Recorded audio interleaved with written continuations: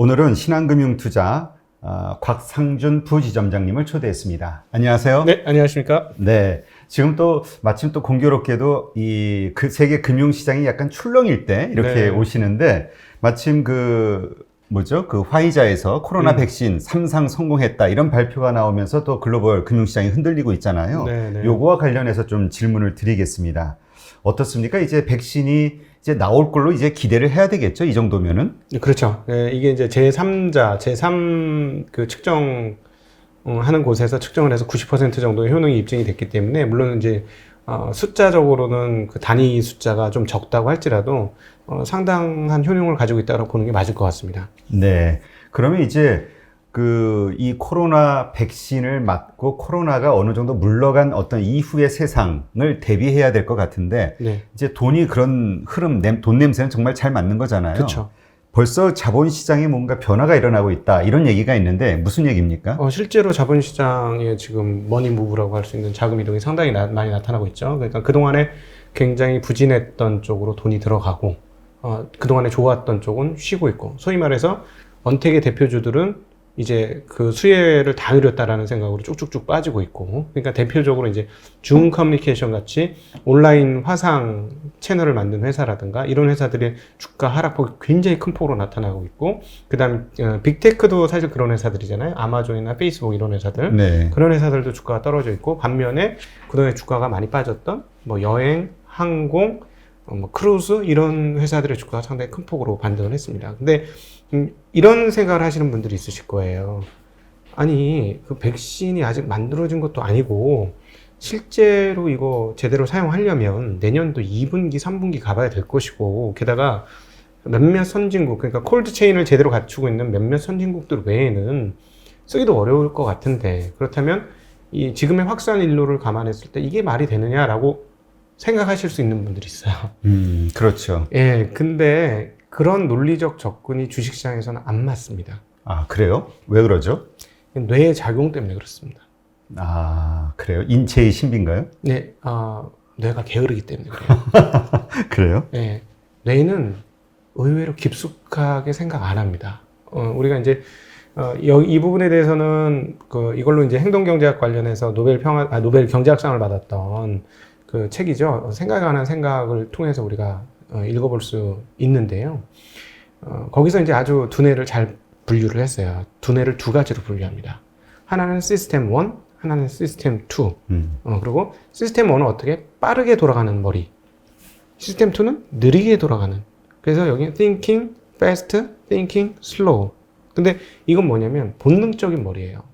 예를 들어 여기 불이 났어요. 그러면 우리는 불이 났으면 예를 들어서 지금 이 자리에 불이 났어. 그러면 방송 녹화는 어떻게 하고 이렇게 어떻게 하지 고민을 하다가 방송을 끝내고 나갈까 말까 이렇게 하나요?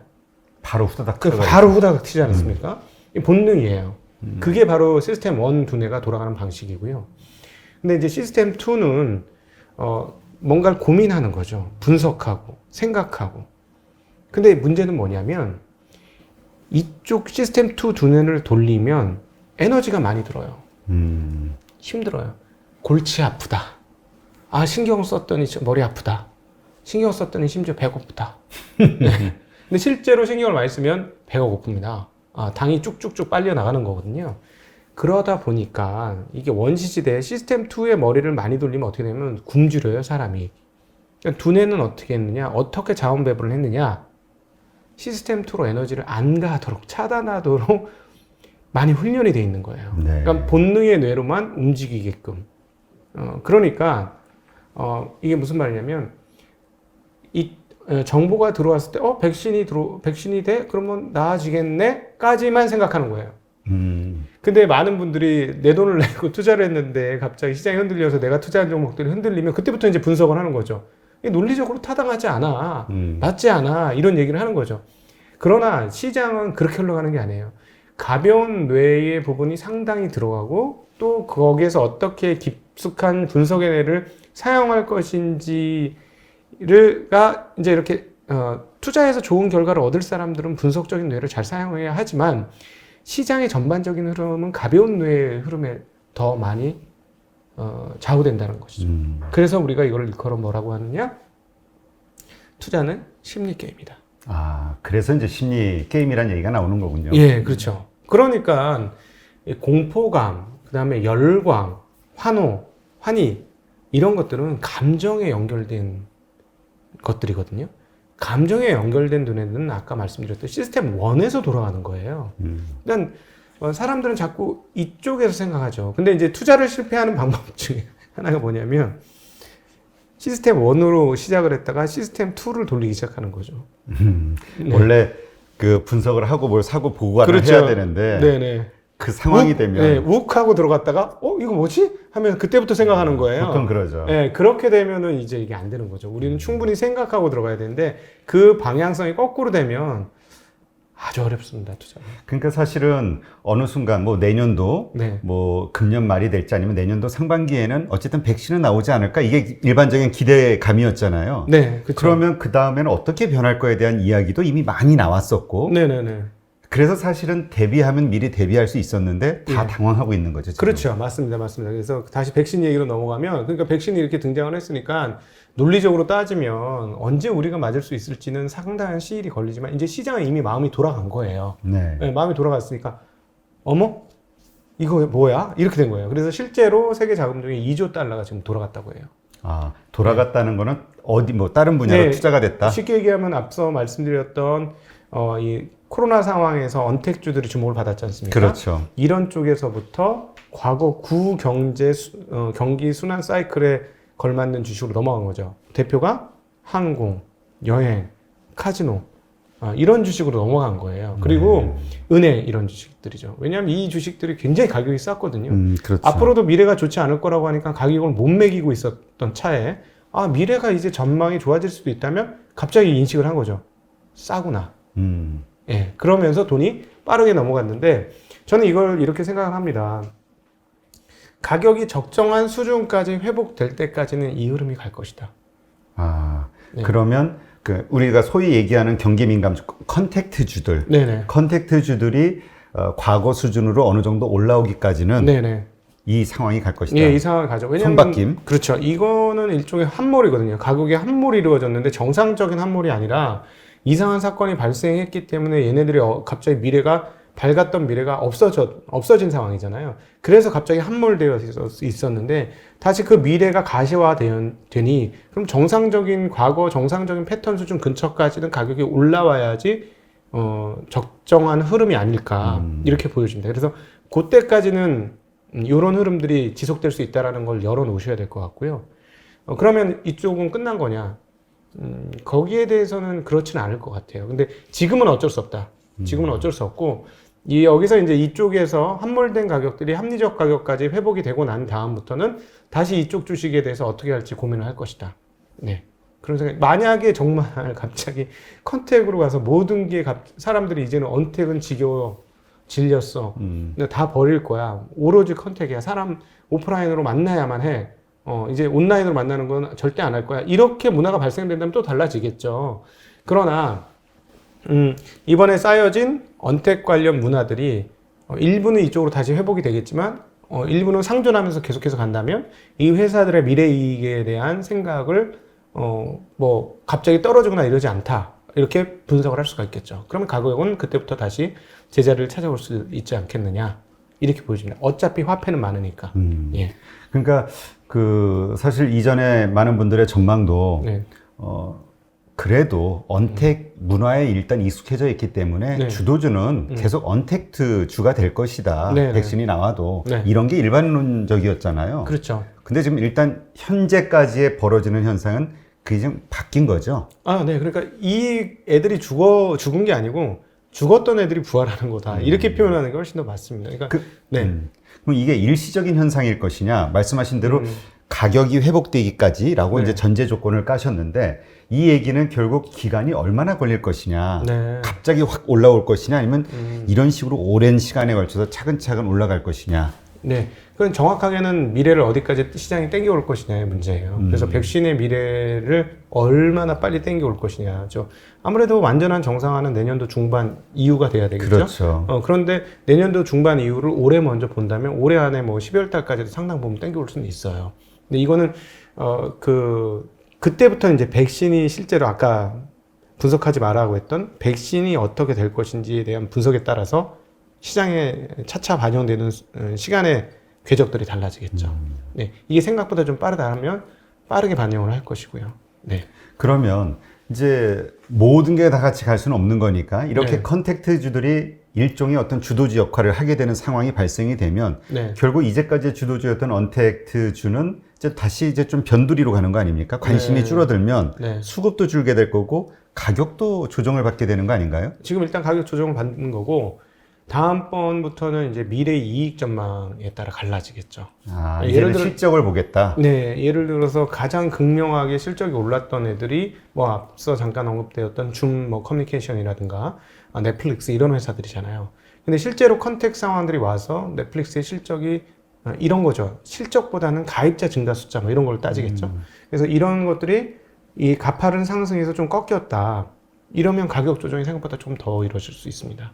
근데 그거와 상관없이 이 가입자 증가 숫자의 흐름들이 그동안의 흐름들을 계속해서 이어져 간다면 잠깐 조정하고 끝나겠죠. 예, 그래서 타격을 좀 많이 입는 업종 테크주들과 타격을 적게 입는 테크주들이 좀 구분이 될 것 같아요. 네, 예를 들자면 애플 같은 경우는 좀 상황이 다를 것 같아요. 네, 어떤 면에서요? 애플은 타격을 좀 덜 입을 것 같아요. 제가 보기에는. 예. 거기는 어쨌든 뭐 프로덕트가 나오는 곳이니까. 그러니까요. 예. 네, 예, 그렇죠. 바로 그 점이죠. 그러니까 고객과 접점에 있는 디바이스를 가지면서 디바이스도 팔면서 컨텐츠를 팔고 있는 회사들이니까 그 부분은 좀 다르고 컨텐츠만 팔고 있는 회사들은 과연 어떻게 될까는 저희도 지금 귀추가 주목되는 부분이거든요. 만약에 정말로 사람들이 밖으로 놀기 시작하면서 영화 보는 것들이 줄어든다 이러면 컨텐츠를 제공하는 회사들은 이렇게 될 수 있죠. 예. 그렇겠네요. 네. 그러면 지금 이 시점에서 일단 이제 우리 투자자들 입장에서 그래서 일단 요즘 일어나는 현상이 보면은 나스닥은 하락하는데 다우존스는 뭐 버티는 아니면 오히려 좀 올라가는 중소형주인 러셀은 랠리를 뽑고 있고 이 중소형주가 그런 컨택트주들이 많이 들어있나 보죠? 네, 그렇다고 봐야 되겠죠. 아, 네, 왜냐하면 그래서? 이 언택은 대규모 일종의 대규모 플랫폼 사업이니까 중소형주는 플랫폼을 갖기는 어려우니까. 그렇죠. 네. 그러면 지금 이제 투자자들 입장에서는 어떤 포지션을 취하는 게 좋으냐? 네. 내가 예를 들어서 이제까지 주도주였던 기술주를 들고 있어요. 빅테크 혹은 뭐 언택트 네. 관련주를 가지고 있으면 그러면 매도하고 컨택트로 갈아타야 되냐? 네. 이런 고민이 생기는 거죠. 저는 이제 증시각도기 TV에서 항상 하는 얘기 하나가 있습니다. 투자자들한테 실전 투자를 이렇게 하십시오 하면서 아주 쉬운 제 생각은 아주 쉽게 하는 사람 많이 모인 곳엔 가지 마라. 모두가 일로 몰려갈 때. 네, 절대 가지 마라. 사람 많은 곳에 가서 먹을 게 뭐가 있겠냐. 권리금도 올라가고 물건값도 다 올라가 있는 데가 사람 많이 모인 곳이다. 사람 많이 모인 곳에 가지 말고 사람 없는 곳에 가라. 그럼 이 원칙을 적용해 보면 아직까지 사람이 덜 모였으면 가도 된다는 얘기죠. 네, 아직까지 사람이 덜 모였으면. 근데 사람들의 관심을 집중시키면서 사람들이 갑자기 확 러쉬로 몰려들면 그때부터 이제 점점 재미가 없어지는 거예요. 네. 지금은 처음이니까 괜찮을 거고 이렇게 될 겁니다. 백신이 뭐 갑자기 이렇다고 해서 뭐 11월 세 번째 주에 승인을 긴급 사용 승인을 득하겠다고 했는데 그때부터 얼만큼 잘 쓰여질지 모르잖아요. 그렇죠. 근데 잘 쓰여지면은 한 번에 쭉 가겠죠. 근데 하다가 뭐 버벅버벅하는 일들이 발생할 거 아닙니까? 분명히. 그러면 그때마다 한 번씩 출렁출렁 하겠죠. 그럼에도 불구하고 백신에 의한 새로운 시대가 온다. 이러면 얘네들이 좋을 것이고 백신을 써도 확진자 수가 줄기는커녕 계속 누르고 이번 겨울은 정말 뭐 헬게이트가 열렸다. 이렇게 된다면 뭐 올라가다가도 떨어질 것이고. 예. 그 부분은 사실 정확한 예측은 어렵고 그런 상황 변수의 변화에 따라서 출렁출렁하긴 할 겁니다. 예. 근데 일단 지금 파이자 발표로는 올해까지는 뭐 한 5천만 명분 정도밖에는 생산이 안 된다고 하니까 네. 뭐 미국은 어떻게 뭐 하겠죠. 자기 네. 먼저 본토를. 네. 근데 이제 다른 나라 같은 경우는 이제 역시 뭐 좀 네. 어려울 거 아닙니까? 치료받기는. 그렇죠. 예. 네. 그렇다고 했을 때 그 확진자 수가 어떻게 될 것이냐. 미국은 좀 줄 수도 있겠지만 네. 다른 나라는 뭐 변동이 없을 수도 있잖아요. 유럽이라든가 이런 나라들은. 그렇죠. 네. 그랬을 때 이 뭐라 그럴까요? 말씀하신 이 주도주로서의 그 컨택트가 계속 갈 것이냐 아니면 그래 역시 언택트야 라고 네네. 갈 것이냐 네. 이게 좀 달라질 수 있을 것 같은데요. 네, 그 부분은 뭐 그 변동성으로 열어놔야 될 것 같습니다. 그건 누구도 정확하게 예측 못할 거고요. 근데 사실은 연말로 갈수록 더 중요한 건 부양책이 나오냐 안 나오냐 더 중요한 것 같습니다. 미국. 예, 이 확진자 숫자보다는 부양책 여부가 전체 시장을 버티면서 가게 해줄 거냐. 그러니까 사실은 전체 시장이 버티면서 이쪽으로 갔다 저쪽으로 갔다는 사실 큰 문제는 아니에요. 근데 이 전체 시장이 무너지면 좀 문제가 되거든요. 그렇죠. 예, 근데 오히려 이제 확진자 수가 계속 많아지고 하면 저는 부양책이 올해 안에 반드시 나올 걸로 봅니다. 그러면 오히려 사실은 4월달 이후로 단 한 번도 코로나와 확진자가 주식시장의 악재로서 작용 크게 한 적이 없어요. 하긴 그렇게 나스닥이 크게 상승을 하는데도 미국 확진자 수는 계속 최고치를 찍었었잖아요. 네, 결국 뭐냐면 또 이건 논리예요. 이 논리를 이해하셔야 시장이 이해가 되는데 제가 이렇게 말씀드리면 시장은 정말 너무하다 이렇게 생각하실 수도 있는데 돈의 양이 많으면 시장은 좋습니다. 다른 어떤 재료가 있더라도 돈의 양이 많으면 근데 아무리 좋은 뉴스들이 나와도 돈의 양이 줄어들면 시장은 나빠져요. 네. 이 대원칙을 반드시 마음에 받아들이셔야만 시장이 이해됩니다. 시장이 그렇게 냉혹한 곳이기도 하기 때문에 이거는 뭐 놀리고 뭐고 그냥 그동안 계속된 사실이에요. 근데 이 사실을 명제는 받아들이셔야 합니다. 그러니까 미국에서 이제 재정부양책을 딱 쏟아내면서 돈을 또 확 푸는 순간이 네. 주식이 다시 상승할 수 있는 모멘텀이 될 것이다. 예, 지금이야 지금 부양책가 잠깐 밑으로 수면 아래로 가라앉은 상태니까 이쪽이 좋다니까 이 돈이 일로 가는 거고요. 네. 근데 역시 그럼에도 불구하고 계속해서 돈은 공급되고 시장은 좋을 것이다 생각하면 그럼 뭘 하지? 하다가 이게 어느 정도 배가 부르면 다시 그래도 미래는 성장주인데? 이러면 다시 테크주로 가겠죠. 예. 그러니까 일단은 일단 확진자 수의 데이터도 중요하고 그걸 보면서 대응책을 찾아야 되고 그다음에 이제 부양책이 언제 나올 것이냐에 따라서 이제 또 그런 결정이 되겠네요. 네네. 어쨌든 단기적으로는 변화는 열어놓으시는 게 맞을 것 같아요. 근데 지금 미국 상황을 보면 그렇게 녹록지 않을 것 같은데요. 트럼프 대통령도 일단은 현재 선거 불복을 하고 있는 상황이고 네. 이게 진짜 1월까지 가냐 이런 얘기가 나올 정도니까 예, 재판까지 끝까지 어떻습니까? 저는 지금 상당히 큰 불확실성이고 큰 변수 아닌가요? 주식시장에는? 저는 이제 미국 정치 상황을 저는 정확히는 모르니까 금융시장을 통해서 정치 상황이나 정책 상황들을 읽어내거든요. 저는. 근데 왜 자꾸 웃냐면 지난주부터 어떤 흐름이냐면 시장이 트럼프를 완전히 무시하고 있어요. 그래요? 네, 완전히 무시하고 있고 벌써 여기는 게임 오버예요. 이미 트럼프의 그 영향력? 네, 게임 오버하고 빨리 이제 들어가 하는 이런 분위기, 시장이 강제하는 듯한 느낌이 들 정도로 그런 흐름들을 보여주는데 왜 그러냐면 이제 채권 시장에서 그게 보여요. 지금 채권 시장이 제일 우려하고 있는 거는 블루웨이브입니다. 네. 근데 아직 완벽하게 끝나지 않았거든요. 상원이 나중에 재선거를 해야 되는 상황에 갈 수도 있는데 재선거가 가서 50대 50이 되면 부통령이 상원 의장 역할을 해서 표를 행사할 수 있어요. 그러면 이제 민주당으로 넘어가는 거잖아요. 그렇죠. 그래서 아직까지 그게 좀 열려 있는데 채권 시장 입장에서는 그렇게 돼서 민주당이 의회 권력까지 장악을 하게 되면 채권방이 엄청나게 많아질 거라고 생각합니다. 그렇죠. 돈을 막 쏟아낼 테니까. 네. 그러니까 금리가 그 다음부터는 막 올라가는 거죠. 요즘 그래요. 계속 금리가 올라가서 10년물 국채 금리는 이제 0.9를 돌파해서 이제 1.0을 향해서 지금 오고 있어요.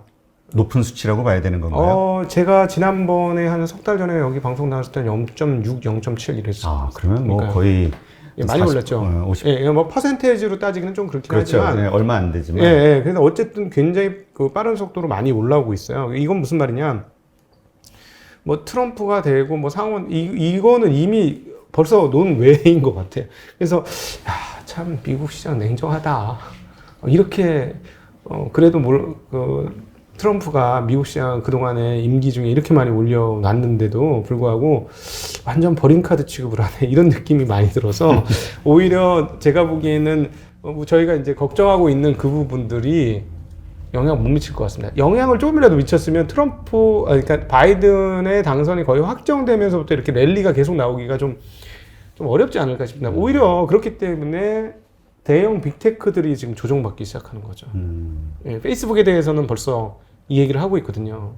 독점 관련 이렇게 언급을 툭툭 그게 이제 민주당의 그 독점 규제법은 이제 민주당의 그렇죠. 그렇죠. 민주당에서 그리고 이제 바이든 캠프 진영에서 그 페이스북에 대해서는 벌써 불만을 얘기했어요. 툭툭 얘기하니까 갑자기 플랫폼 기업들의 주가가 그러니까 이게 언태에서 컨택으로 가는 부분도 있지만 그 부분에 대한 불확실성은 좀 생기는 거죠. 근데 만약에 말씀하신 것처럼 우리가 이제 그리고 또 고민했던 것처럼 트럼프가 질질 끌어서 시장을 길게 끌 것이다 이러면 빅테크들의 하락 속도가 이렇게 빠를까? 라고 생각이 안 들거든요. 그러니까 그 두 개가 지금 엮여 있고 그래서 시장을 통해서 지금 선거판을 보면 트럼프는 벌써 잊혀진 계절이 됐다. 네, 이런 생각이 많이. 그럼 이제 변수 역할은 안 된다 앞으로도. 지금까지는 그렇습니다. 지금 선거가 지난 일주일도 안 지났죠. 그렇죠. 그런데도 불구하고 그래서 제가 트럼프만 생각하면 웃음이 자꾸 나와 안쓰러워가지고. 예. 네. 하여튼 그 미국 사람들도 되게 당황하는 것 같더라고요. 역대 네. 이런 분이 처음이다 보니까. 예. 네. 하여튼 정치라는 게 참 재밌고, 일단 트럼프 대통령의 캐릭터 자체가 워낙 네. 독특해서. 독특했죠. 네. 네. 어쨌건 그러면 지금 나스닥이 계속 하락하고 있는 이 상황, 네. 이것은 앞으로도 좀 더 지속이 될 것으로 봐야 될까요? 아무래도 기술주 중심이다 보니까. 단기적으로는 뭐 이렇게 아까 말씀드린 머니무브에 의한 것들은 아주 단기로 끝날 수도 있을 것 같아요. 네. 근데 이제 문제는 민주당의 출현을 미국에서 어떻게 해석할 것이냐. 네, 이 부분이 상당할 것 같습니다. 그래서 근데 설마 바보가 아닌 다음에 집권하자마자 경기의 상황이 최악의 상황인데 독점 규제법 이것을 가지고 나온다던가 아니면 법인세 인상을 가지고 나오지는 않을 것 같아요. 만약에 가지고 나온다면 미국은 조정을 한번 세게 할 수도 있습니다. 예. 그래서. 근데 또 그런 의견 있으신 분들도 있더라고요. 뭐냐면 지금 미중 갈등, 패권 전쟁이 지금 진행 중이잖아요. 네. 그러면 이 미국의 빅테크 기업들, 플랫폼 기업들은 중국의 플랫폼 기업들하고 이제 경쟁을 해야 되니까 네. 알리바바가 됐든 뭐 네. 텐센트가 됐든 뭐 그러기 위해서라도 네. 그 미국의 기업들이 약화될 수 있는 어떤 조치를 취하지는 못할 것이다. 이런 의견도 있던데요. 네, 뭐 충분히 그럴 수도 있죠. 네. 근데 워낙 그 독점 얘기를 많이 했기 때문에 그러나 임기 초반에 그런 얘기를 하기는 좀 상식적으로는 어려울 거라고 보고 있습니다. 네. 그러면 우리가 이제 좀 정리를 해보면 네. 이러한 전반적인 상황들이 흘러가고 있는 현재 시점에서 만약에 내가 주식을 투자하고 싶다. 현재 매수할 만한 시점이라고 봐야 되나요? 혹은 들고 있다면 매도해야 되는 시점인가요? 보유를 해야 되는 시점인가요? 조금 똥난이 같은 얘기인지 모르겠습니다만 미국의 투자 그 매력도가 떨어지고 있다. 반면에 한국의 투자 매력도는 올라가고 있다. 예, 이렇게 오히려 정리를 하는 게 더 맞을 것 같아요. 그러니까 미국 시장은 그동안 워낙 너무 좋았고 언제든지 숨고르게 할 수 있었던 상황에서 죽었던 업종들이 올라오니까 이쪽 업종들은 괜찮은 것 같아요. 제가 보기에는 여전히 가격이 싸거든요. 싼 주식, 뭐 은행주나 대표가 이제 은행주 같은 것들이 굉장히 싼데요. 이런 주식들은 기회가 있을 것 같고요. 빅테크 기업들은 지금 뭐 조정을 조금 했습니다만 하실 분들은 천천히 급하지 않게 충분한 시간을 보면서 접근을 하시는 게 맞지 않을까 하는 생각을 가지고 있습니다. 네. 하여튼 그 많은 분들이 전문가분들이 이제 얘기했던 것이 미국 대선에 대한 불확실성, 네. 그다음에 이제 코로나 확산 네. 이거에 대한 불확실성들 때문에 네. 일단은 올해는 좀 투자를 보유하는 게 보류하는 게 낫지 않겠느냐 지켜보는 게 이런 의견들이 많았는데 네. 일단 코로나 이 백신이 갑자기 이제 네. 돌출적으로 나왔으니까 네. 이제 좀 상황이 바뀌었다고 봐야 되겠죠. 네, 그렇죠. 투자 환경이 많이 바뀌었고요. 또 트럼프도 변수 역할도 좀 약해지는 것 같고. 예, 그렇죠. 네, 그래서 미국은 투자 환경 변화에 대해서는 열어놓으셔라. 이런 말씀 드리고 싶습니다. 그리고 왜냐하면 가격이 싸. 가격이 싸기 때문에 열어놔도 충격이 더 할 것 같다. 그러니까 제가 이제 이런 방송 나오면서 항상 고민이 개인들이 어떻게 대응을 할 것이냐인데, 가격이 싼 쪽까지는 저희가 열어놔도 될 것 같아요. 예, 그래서 이쪽은 가격이 싸니까 그거는 열어놓을 수 있겠는데. 컨택트주들. 네네, 열어놓을 수 있겠는데, 가격이 비싼 거에 대해서는 사실은. 기술주들. 예, 그건 좀 더 지켜보는 게 낫다. 천천히 신규 천천히 보시라는 말씀 드리고 싶습니다. 저 굉장히 조심스러워요. 왜냐하면 마음은 이쪽에 다 가 있으실 거거든요. 그게 뻔히 보이거든요, 저희는. 빅테크 쪽. 예. 그쵸. 왜냐하면 내가 알고 있고 내가 쓰고 있고 좋은 기업이니까. 그리고 이렇게 비쌌었는데 조금 싸졌으니까 그렇죠. 아 이때 사야지 예, 이런 심리가 있죠. 그런 심리가 당연히 있죠. 그래서 정하고 싶으시면 이렇게 분할로 좀 분할로 이렇게 접근을 한번 해보시면 어떨까 싶습니다. 네, 알겠습니다. 네, 이 파이자에서 이제 코로나 백신 이 성공 뉴스가 나오면서 시장 환경이 좀 바뀌었기 때문에 이 백신 이후의 투자를 어떻게 우리가 지켜봐야 될 것인지 개인 투자자들 입장에서 한번 점검해보는 그런 시간 한번 가져봤습니다. 네, 그럼 이번엔 외국인 투자자와 관련된 질문을 좀 드려볼게요. 지금 원달러 지금 너무 원화 강세가 심해지고 있잖아요. 네. 1120원도 지금 후딱 깨버렸죠? 1110원에 가깝습니다. 아, 이게 지금 아주 급속하게 이제 빠르게 지금 강세로 전환이 되고 있는데 어떻습니까? 일단 기업들 입장에서 수출하는 기업들 입장에서 네. 좀 그 부담스럽지 않을까요? 갑작스러워서. 네, 자동차 회사들 쪽은 충분히 그럴 수 있을 것 같은데요. 네. 과거보다 최근에 이제 현대차 이익 나는 걸 보면은 마진 개선이 조금 된 걸로 추정이 됩니다. 그래서 판매 대수만 잘 유지가 된다면 지금 뭐 어려웠죠. 상반기 굉장히 어려웠었는데 유지만 된다면 어느 정도 아직까지는 버틸 수 있는 영역인 것 같고 반도체는 괜찮습니다. 워낙 마진폭이 컸기 때문에 그래서 그리고 석유화학도 의외로 그 수요가 괜찮아요. 네. 그럼에도 불구하고 원화 환산 전반적인 총 마진은 좀 줄어들겠죠. 네. 예, 그런 부분들이 있고요. 그게 이제 한 축으로 있는 거고 또 한 축은 투자자 입장에서 또 다르죠. 해외 투자자들이 유입이 되니까요. 예, 그러면 그 유입되는 것 때문에 지금 기업 실적은 별로 그 원화 환산으로는 뭐 잘 안 올라가는데 주식 시장으로는 돈이 들어오는 이런 이중적인 상황들이 지금부터 시작한 겁니다. 한 일주일 됐는데 앞으로도 이럴 가능성은 상당히 높고 저 개인적으로 이제 내피셜을 좀 말씀드리면 저는 개인적으로 이런 내피셜은 잘 말씀 안 드리는 편인데 한국에 대해서 과연 어떻게 생각할까를 한번 고민은 한번 해봐야 되는 시점입니다. 외국인 투자자들이. 그렇죠. 외국인 투자자들이. 저는 이번 코로나 사태를 통해서 정말 우리가 뭐 마치 지상 낙원처럼 생각했던 북유럽이라든가 유럽의 모양새, 그다음 미국 선진국, 당당한 세계 1위 선진국이라고 생각했던 미국의 뭐랄까요, 그 민낯을 보면서 그렇죠. 정말 깜짝 놀랐거든요. 그래서 어떤 자각이 들었냐면, 야, 한국이 정말 이제는 선진국이라고 우리가 얘기 안 해도, 우리 뭐 중진국이고 신흥국이고 아무리 얘기해도 보는 사람들은 그렇게 인정 안 하겠구나. 선진국으로 인정하겠구나. 하는 게 이제 최근에 제가 이제 곰곰이 한국과 금융시장 생각하면서 드는 생각들이에요. 그러면 외국인 투자자들 입장에서 한국을 투자 대상으로 할 때 어떤 생각을 할까라는 거죠. 그래서 제가 사실 10월 한 달 동안 계속 그 생각을 하면서 외국인들이 많이 들어올 수도 있겠는데 하는 생각했는데 10월 한 달간 안 들어왔어요. 네. 그러더니 이제 10월 끝날 즈음부터 들어와서 11월 달에 지금 굉장히 폭발적으로 늘어나고 있네요. 예, 폭발적으로 들어오고 있습니다. 지금 뭐 며칠 상간에 지금 녹음 찍는 11월 달에 3조가 지금 거래소에서 3조가 넘는 정도 수준이거든요. 이거는 시간 대비 투자폭이 굉장히 큰 순매수가. 그렇습니다. 순매수가. 그래서 이게 과연 어떻게 봐야 할 것인가. 일단 근데 기본적으로 그 상황이 좋아요. 왜냐하면 중국이 지금 상황이 굉장히 좋고요. 네. 한국은 중국에 아무래도 수출이 약 30% 되니까 중간재를 수출하는 국가니까 당연히 지렛대로 보입니다. 외국인들 입장에서는. 중국에 투자할 거 또 일부는 한국에 투자해야지. 그렇죠. 당연히 이런 그림이 짜지고요. 그리고 실적도 다른 나라하고 비교해 봤을 때는 훨씬 더 좋아요. 근데 이 상황에서 달러 약세잖아요. 그렇죠. 지금 우리 투자자들은 한번 내 입장이 아니고 달러 보유자 입장에서 한번 생각해 보셔야 되거든요. 내가 달러를 한 몇백억을 들고 있다. 근데 하루에 막 0.5%, 1%씩 쑥쑥 빠진다. 이렇게 될 때 과연 무슨 생각을 하게 될까요? 그렇죠. 예, 반대로 보니까 저 멀리 저쪽에 중국하고 저 한국은 0.5%씩 막 맨날 통화 가치가 올라가. 근데 중국 같은 경우는 열심히 방어를 하는데 한국은 방어력이 좀 약한 것 같아.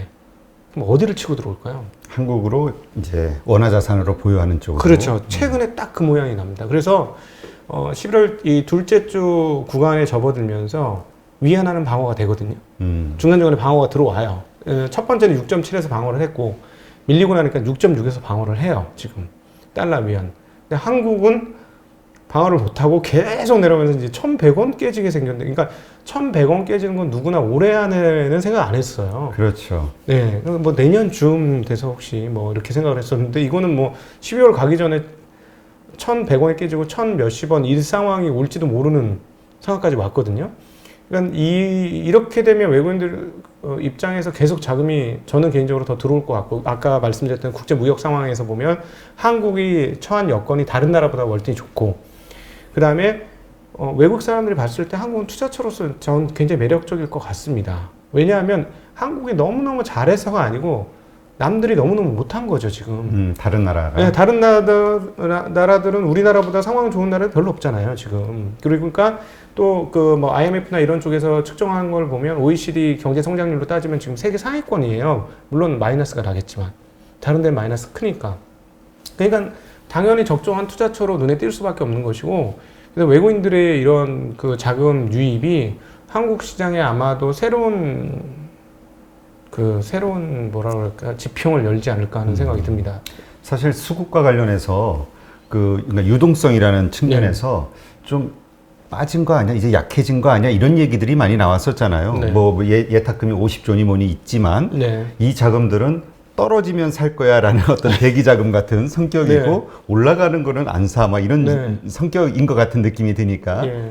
그래서 이제 어떻게 새로운 유동성이 공급이 될 것이냐에 대한 이야기가 네. 많았는데 결국 그 유동성은 외국인이어야 되지 않냐, 네. 이런 얘기가 대부분이었잖아요. 그렇죠. 그게 이제 현실화되고 있는 과정이고, 도대체 외국인이 얼마나 살 거야. 근데 돈은 많잖아요. 그렇죠. 전 세계적으로 돈은 많기 때문에 투자할 곳만 있으면 움직이는 자산들이니까 한국에 들어와서 제가 이제 새로운 지평을 열 수 있겠다라고 생각한 건, 아마 지수상으로도 한 내년쯤 되면 저희가 못 봤던 지수가 나올 확률이 점점 커지고 있는 거죠. 3,000대 보는 분들이 많이 있더라고요. 저희 회사 입장은 백두산 본다.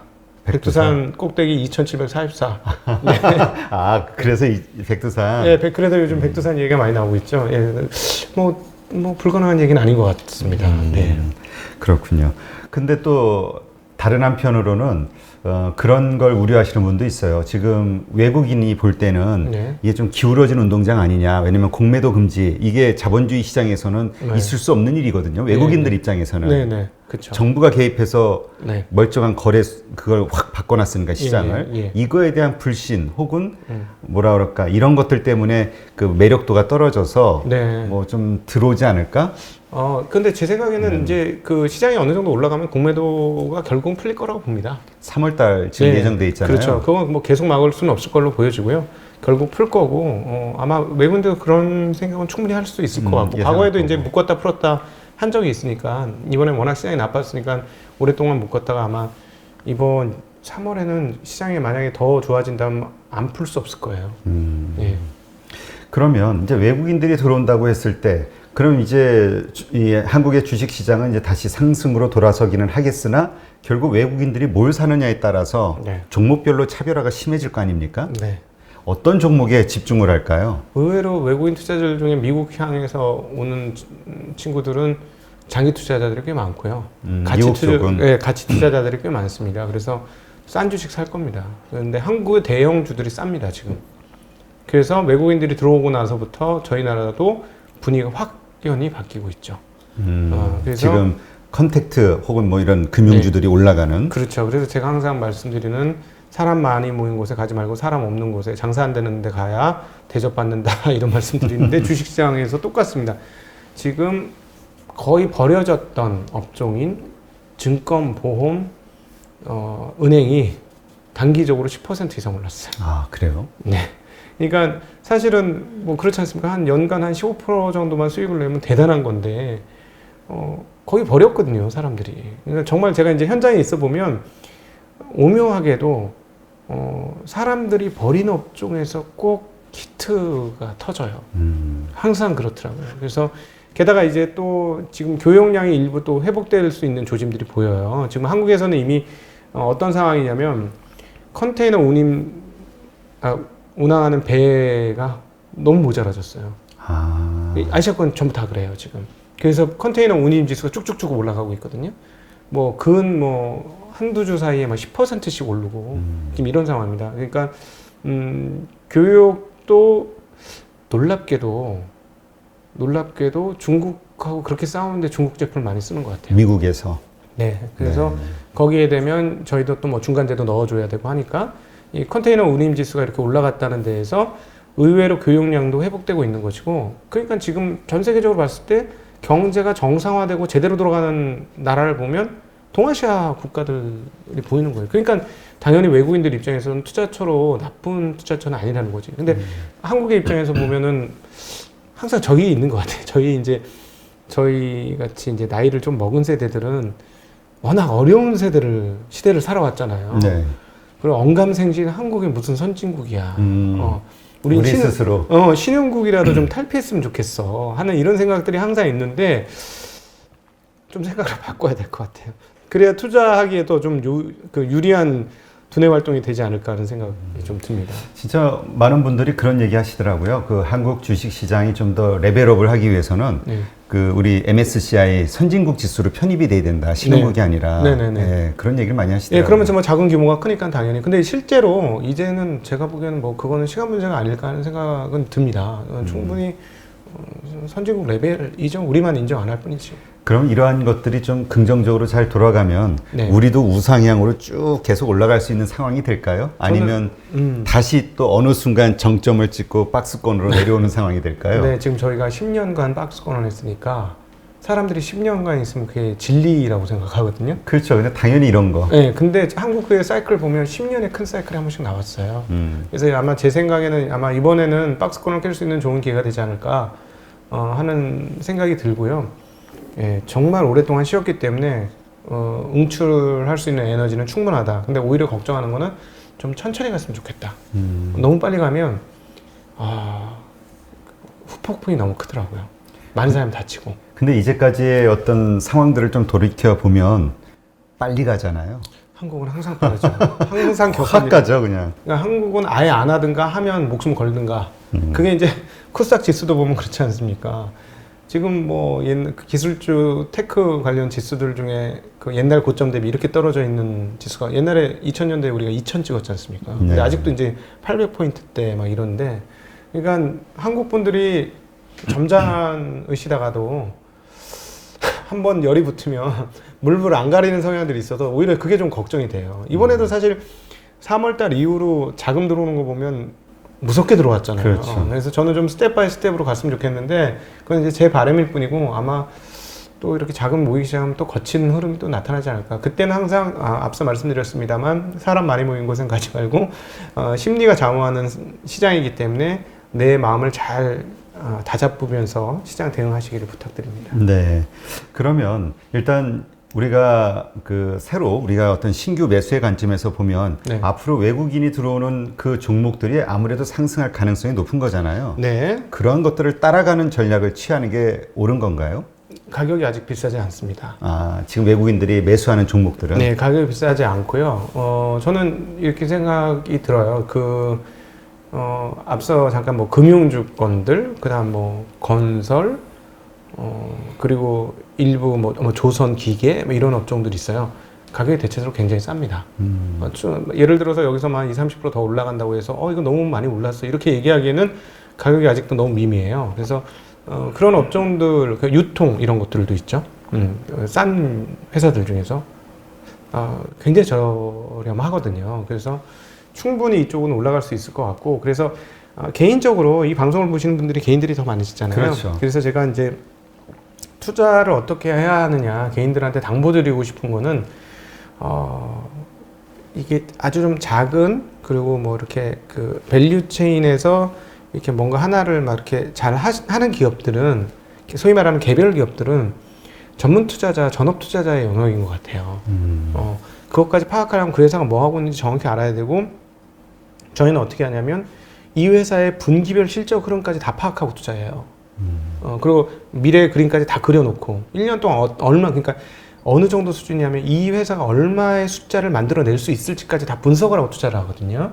근데 이건 개인들 투자하기 좀 어려워요, 이렇게는. 그래서 제가 당부드리고 싶고, 그리고 그 개인 투자자들이 이길 수 있고 하는 방법 중에 하나는 뭐냐면 다 아는 큰 기업. 그래서 뭐 이걸 가지고 뭐 어떻게 장난치거나 이렇게 할 수 없는 정도의 규모가 되는 큰 기업 중에서 정말 왜 이렇게 가격이 떨어져 있어? 하는 기업들 중에 이익이 여기까지 하면 좀, 야, 그렇게 하면 뭐라고 할지도 모르겠는데, 이익이 증가할 것처럼 보이는 회사들, 에 투자하시기를 권해드립니다. 이게 오히려, 그리고, 가능하면 아주 저렴했을 때 사서 조금 끌고 가시는 투자. 이렇게 하셔야 돈을 버실 수 있어요, 개인들은.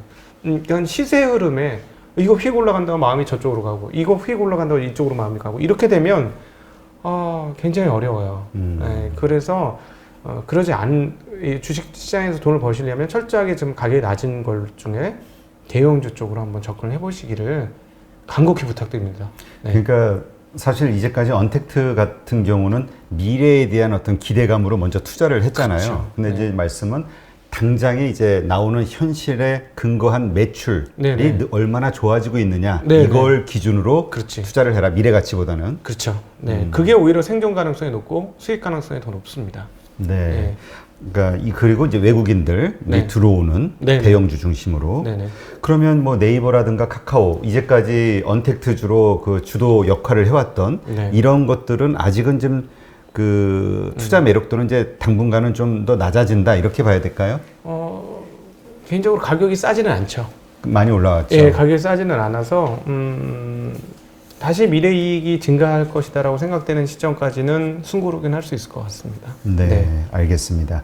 하여튼 중요한 거는 이제 원달러의 강세로 가면서 외국인들이 크게 들어올 수 있는 가능성이 열렸다는 거. 그렇죠. 그에 따른 우리 한국 주식 시장의 그 종목별 이 주가 추이는 상당히 변화가 있을 거라는 거. 그렇죠. 예, 이거를 이제 그 뭐랄까 이 흐름을 인정하는 분이라면은 말씀하신 네. 이러한 방식대로 한번 투자해 보는 것도 상당히 유리하겠네요. 네네. 네, 알겠습니다. 네, 그럼 이번엔 그 내년도 2021년도에 대해서 좀 증시 전망을 좀 같이 한번 이야기 나눠 보시죠. 어떤 분들은 정말 2000선을 돌파하는 역사적인 해가 될 3000선. 3000선. 네. 3000선을 돌파하는 역사적인 해가 될 것이다 얘기하는 분들도 있고요.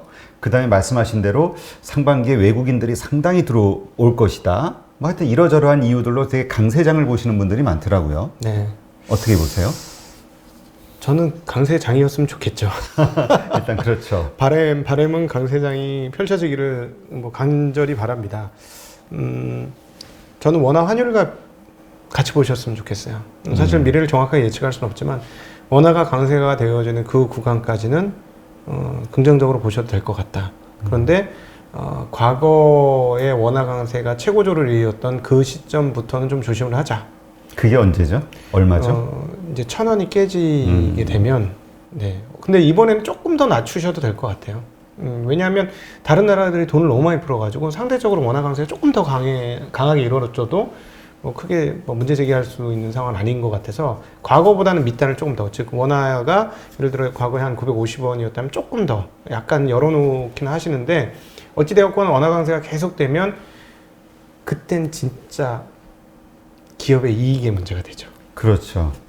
그러니까 지금 말씀하신 그것만 해도 1,000원 깨지면 네. 당장 기업들 이익이 확 주는 거 아니야? 예. 그 매력도가 떨어지는 거 아니야? 투자 매력도가? 이렇게 네. 생각하시는 분이 있거든요. 예, 자동차는 분명히 그렇게 되고요. 근데 자동차가 상당히 큰 영역이고요.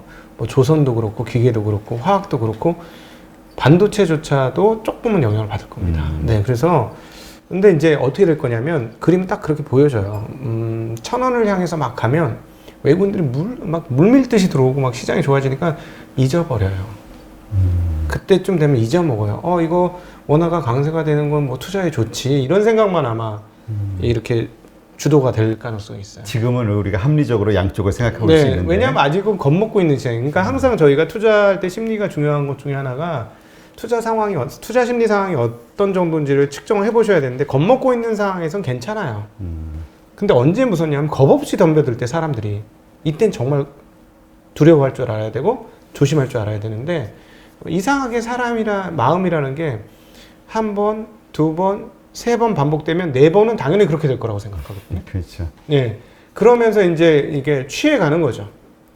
술이 한 잔, 두 잔, 세 잔 들어오면 취하듯이 주식 투자도 똑같습니다. 수익의 잔이 한 잔씩 들어올 때마다 취해요. 그럼 자신감이 생기고, 확신이 생기고, 내가 잘하고 있다라는 느낌, 그럼 난 앞으로도 계속 잘할 거라는 느낌, 네. 그럴 때 이제 위기는 커지는 겁니다. 바로 그러니까 이제 지금서부터 이러저러한 어떤 상황들을 네. 시나리오를 준비하고 네, 어떻게 그렇죠. 대응할 것인가. 예, 그렇죠. 미리. 그러니까 뭐 정확하게 미래를 어떻게 될 것이냐 예측은 못 하는데 이런 상황이 오면 난 이런 마음으로 해야 되겠어. 막 이런 걸 뭐 좀 적어 놓는 거죠. 그래서 이제 적어 놓은 건 과거의 고점 수준의 원화의 강세가 나타난다면 나는 위험 관리를 상당히 진행할 것이다. 라고 저는 요즘에 적어 놓은 거예요. 위험 관리를 상당히 진행한다는 게 상당히 주관적이신데 네. 어떻게 어느 정도 규모로 어느 정도 비율로 그 조정을 하시나요? 현금 보유 비중이 주식 보유 비중보다 훨씬 높아지는 상황으로 갈 겁니다. 근데 이제 함부로 예측은 안 하려고 해요. 왜냐하면 정확히 그건 모르잖아요. 앞서 제가 이제 말씀드렸던 것처럼 한국이 정말 외국 사람들 보기에 너무 좋은 나라고 완전 선진국이고 투자 좋은 것이라고 하면 역사적인 환을 찍을 수도 있는 거잖아요. 그렇죠. 네. 그렇다면 지수도 역사적인 지수를 찍을 수도 있는 거예요. 그러니까 그거는 열어놓고 생각을 하되 어찌 되었건 이렇게 보시는 거죠. 올라가면 올라갈수록 위험도 같이 올라간다. 이 생각을 항상 염두에 두시자는 거죠. 근데 우리 심리는 절대로 반대로 갈 것이다. 예. 그렇죠. 이제까지 이렇게 오래만 두고 봐도 이런 상황이 되면은 이렇게 될 거야, 저렇게 될 거야, 이런 그 이야기들, 그러니까 대세를 이루었던 이야기들이 사실 이렇게 맞은 적이 별로 없는 것 같아요. 네. 이번에도 미국 대선 불확실성, 네. 뭐 대기업, 네. 빅테크 기업, 플랫폼 기업 규제 문제 이런 것들로 되게 불안정할 거야라고 했지만, 바이든이 되면서 오히려 또 떨어질 거야 이렇기도 했지만 예. 오히려 오르고. 예. 이게 알 수 없는 것 같아요, 진짜. 이렇게 하시면 돼요. 많은 사람의 의견이 모아지는 것은 안 될 거라고 보시면 돼요. 제가 이거는 그 반대 소수 의견을 따라가. 네, 현장 투자자로 봤을 때 사람들 의견이 모여갖고 되는 걸 별로 본 적이 없는 것 같아요. 오랜 경험을 통해서 보면. 그럼 내년도 3천 찍을 정도로 다 좋아질 거라고 얘기하는데. 제가 애널리스트 뭐 이렇게 리서치 센터에서 보면 뭐 10명 중에서 뭐 9명, 뭐 이렇게 8명 이렇게 보면 그거 아닐 수도 있겠다라고 생각하시는 게 오히려 신상에 더 유리할 수도 있습니다. 네. 네, 참 이게 그래서 이게 알 수 없는 거기 때문에 아마 더 많은 사람들이 애달파하면서 더 매달리는 게 아닌가, 여기 매력이. 좀 그래서 저희 바람은 좀 천천히 올라가기를 바래요. 그래야 조금 더 많은 사람들이 이 혜택을 골고루 받을 수가 있거든요. 그렇죠. 그러니까 미국 시장의 강점이 그거잖아요.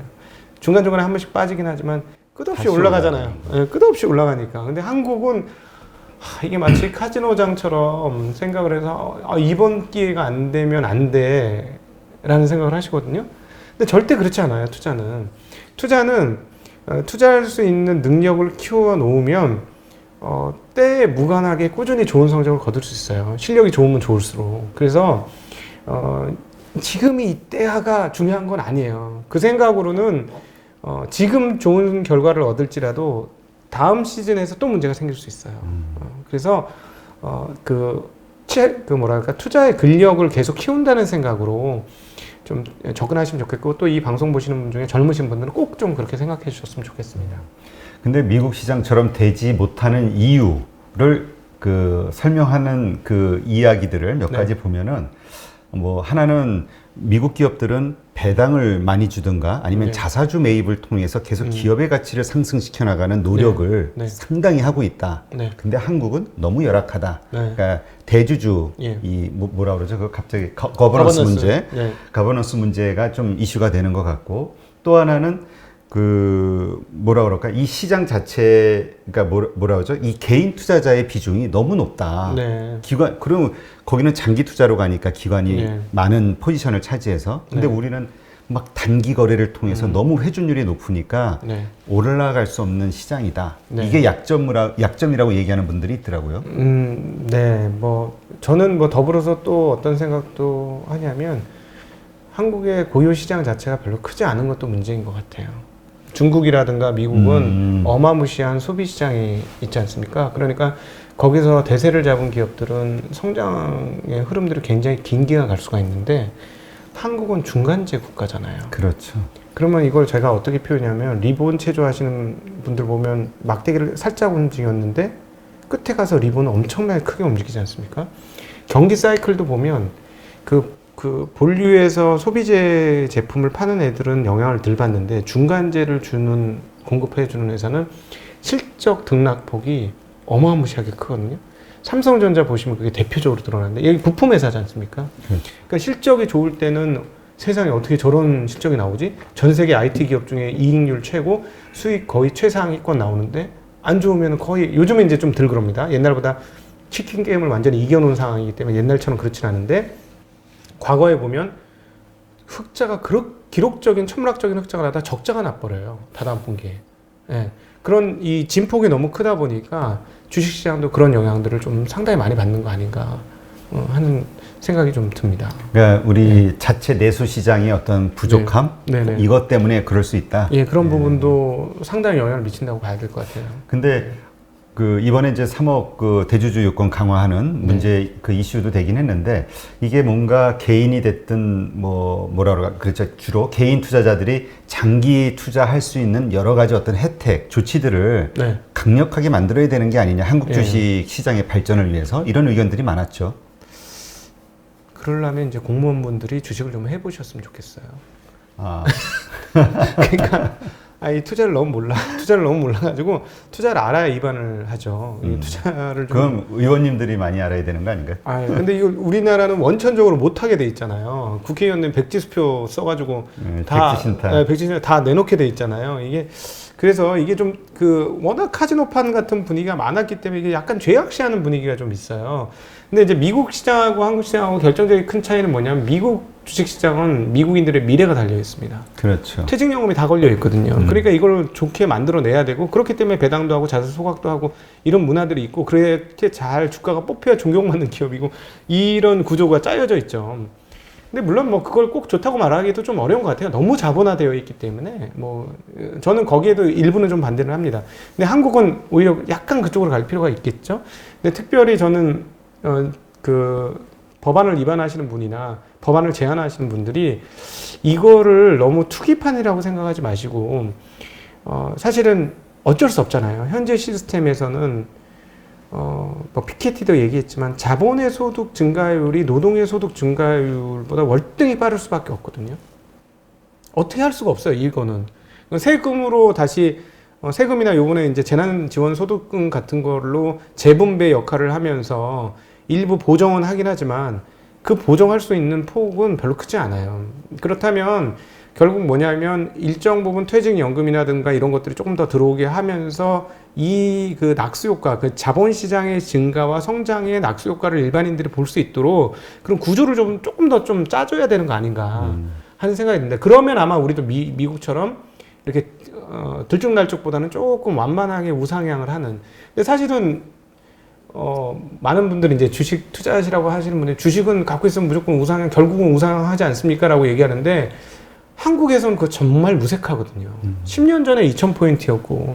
그렇죠. 지금 경제 규모가 얼마나 많이 커졌는데요. 10년 동안에. 근데 아직도 뭐 2,000포인트 남짓이지 않습니까? 그러니까 사실 미국과는 전혀 달라요. 미국은 S&P가 연평균 한 9% 올라요. 연평균. 그렇죠. 그러니까 네. 안정적인 또 믿음이 있는 거죠. 네. 주식 투자하면 이 정도는 어떠? 이렇게. 네. 그러니까 폭락할 때 휩쓸리지만 않으면 되는 거거든요. 오히려 사주고. 그러면 이제 미국에서는 좋은 결과를 얻을 수 있죠. 근데 한국은 정말 앞서 잠깐 말씀하셨듯이 뭐 개인이 너무 비중이 많다? 맡길 만한 기관이 있습니까? 펀드 수익률이 너무 그러니까요. 마이너스더라고요. 제 퇴직연금도 마이너스예요? 마이너스. 아, 진짜요? 전 제가 운영을 했으면 좋겠는데 그 펀드에 맡겨놨거든요. 퇴직연금은 이제 주어진 상품에 넣어야 되잖아요. 네. 마이너스도 이렇게 소폭 마이너스면 그래 하다 보면 그럴 수도 있지. 제가 이해를 하는데 2년 전보다 지수가 지금 사상 최고조 향해 가고 있는데 그때 가입했을 때보다 지수가 낮지 않은데 거의 두 자릿수의 마이너스예요. 그것도 기간이 오래됐을 거 아니에요? 2년 됐는데 그래서 참 이러니 개인들이 뭘 믿고 지금 기관하게 맡기겠는가. 근데 이것 또 이 얘기까지 드려야 되는지 모르겠는데 많은 개인들이 인정하지 않을지 모르겠지만 기관 운용자들 상황이 매우 열악합니다. 그러니까 왜 우리 기관들은 돈을 못 벌까? 실력이 없는 걸까? 펀드 매니저가 아니면 뭐 어떤 구조적인 문제가 있는 걸까? 여기에 대한 퀘션이 계속 있는 거예요. 둘 다예요.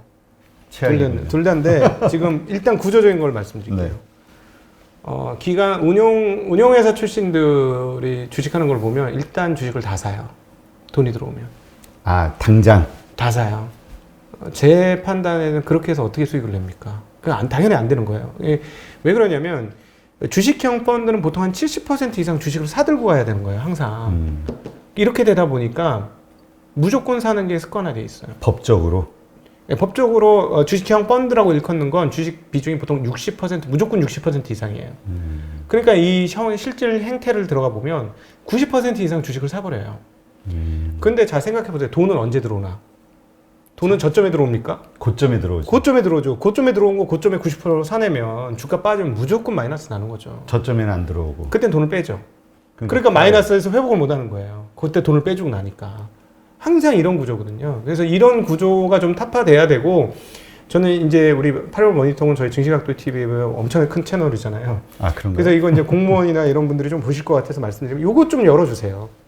어떤 이 비율 같은 거 이런 공간 좀 열어주셔야 하고요. 현물을 보유해야 되는, 주식을 보유해야 되는 비중을 좀 탄력적으로. 네, 탄력적으로. 그래야 좀 이분들도 뭐 살죠. 그리고 수익률도 좀 내고 스타들도 좀 나오죠. 이 상황에서 스타가 나올 수가 없어요. 제가 보기에는. 그 얘기 하시는 분도 있던데요. 네. 그 손절매 기준이 네. 너무 획일화돼 있다. 타이트하고 그것도 있고, 또 2016년에 삼성전자 고공행진 할 때 펀드들이 모두 못 따라가고 나서 생긴 게 벤치마크 주어졌어요.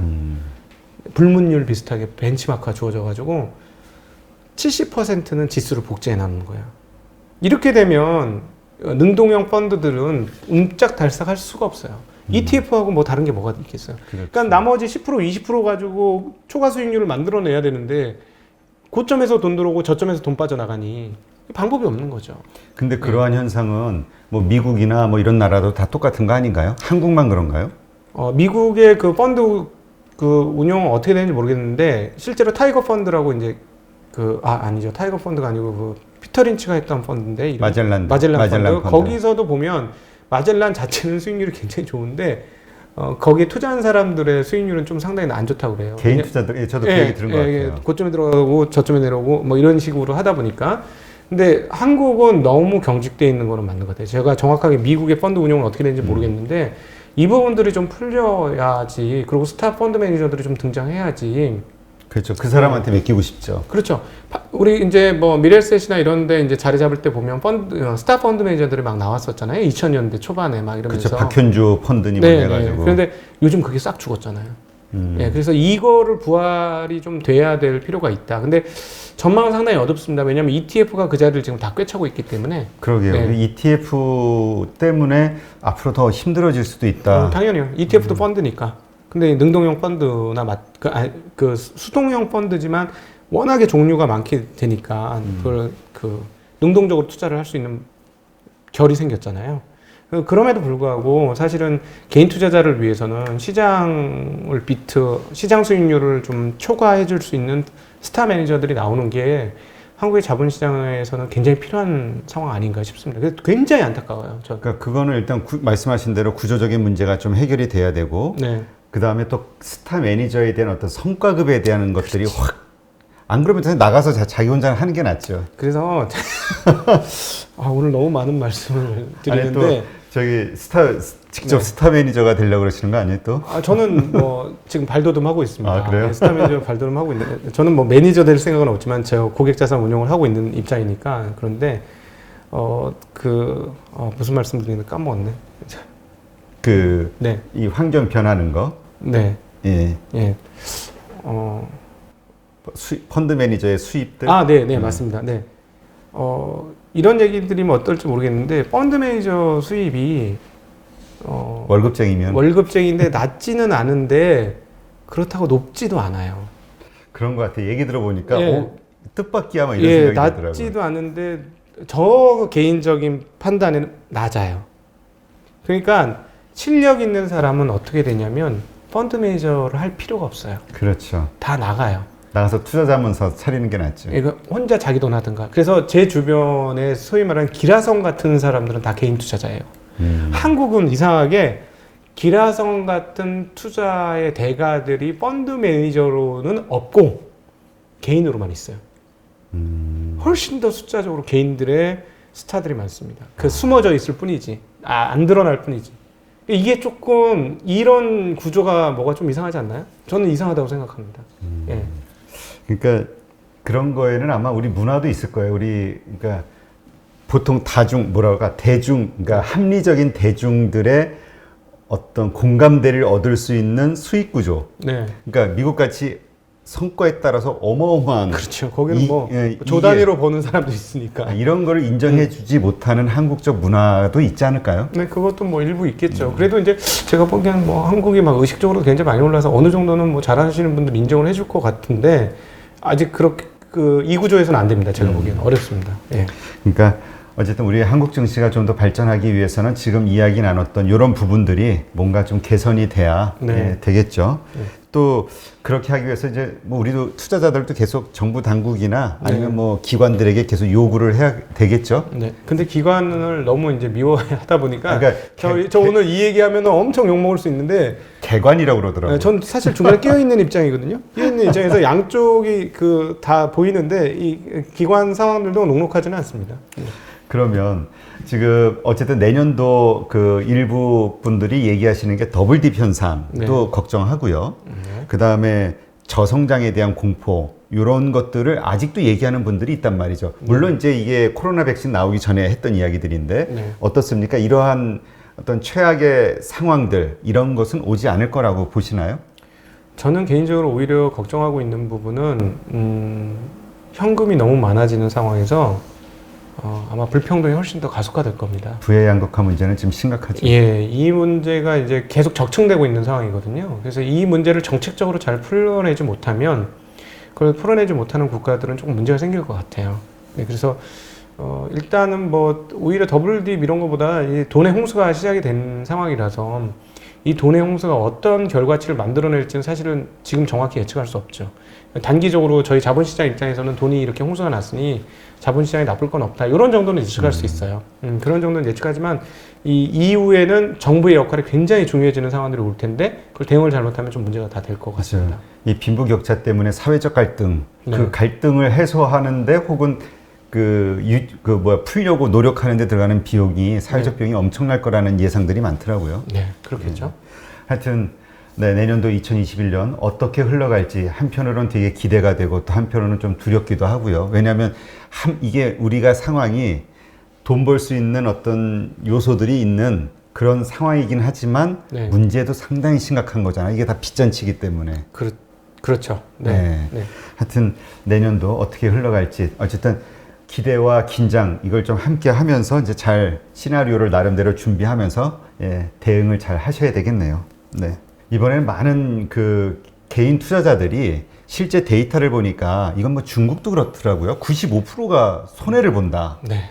근데 한국도 마찬가지고 네. 미국도 보면은 약간 비중은 적지만 개인 투자자는 대부분 손해를 본다. 네. 이런 데이터가 이게 공식적인 하나의 룰이라고 그러더라고요. 네. 도대체 왜 개인은 주식시장에서 돈을 못 벌까? 네. 어떻게 하면 벌 수 있을까? 네. 어떻게 생각하세요? 이런 얘기를 하면 또 욕을 먹을 수가 있는데 당연한 거예요. 오래 사시잖아요. 당연한 거예요. 이 당연하다는 거를 빨리 인정하셔야 돼요. 당연한 걸 잃는 게 당연하다. 개인들은 왜냐하면 저는 이거 투자를 하면서 어떤 생각을 자꾸 들냐면 이거 도기를 만드는 도공 또 미술을 그리는 그런 화가 이거하고 좀 비슷하다는 느낌 드는데 약간 도제식인 거예요. 여기서 실력을 키워나가는 건. 잘하는 스승 밑에 들어가서 그 사람의 그 노하우를 배우고 뺏어오고 그 다음에 내 거 창의적인 걸로 반영을 시키고 이러면 나도 그림을 잘 그릴 수 있어요. 그런데 예쁜 도기를 보고 와 예쁘다. 그리고 예쁜 그림을 멋있는 그림을 보고 와 멋있다고 해서 그 사람이 반드시 지금 당장 했을 때 도기를 잘 만든다거나 그림은 잘 만들 수는 없어요. 훈련이 필요하죠. 반드시 훈련이 필요해요. 근데 이게 문제는 뭐냐면 훈련을 해야만 좋은 결과를 얻을 수 있는데 진입 장벽이 너무 낮은 거예요. 누구나 들어올 수 있는 거죠. 누구나 할 수 있으니까. 예, 누구나 할 수 있어요. 근데 실상을 보면 여기는 훈련된 사람들은 좋은 그 리턴을 가지고 가지만 훈련이 안 된 사람들은 그런 사람들의 재물이 될 수밖에 없는 것이거든요. 예. 그래서 왜 그러냐? 인간의 뇌 구조가 그렇다는 거예요. 인간의 뇌 구조가 그렇게 여러분들이 잘못해서 그런 게 아니고 내가 못해서 그런 게 아니고 인간의 뇌 구조가 그래요. 그래서 여기서 성공하려면 빨리 인정하셔야 되는 게 뭐냐면 투자시장, 금융시장과 주식시장은 그 나름의 독특한 여기만의 법칙이 있다. 이걸 빨리 인정해야 됩니다.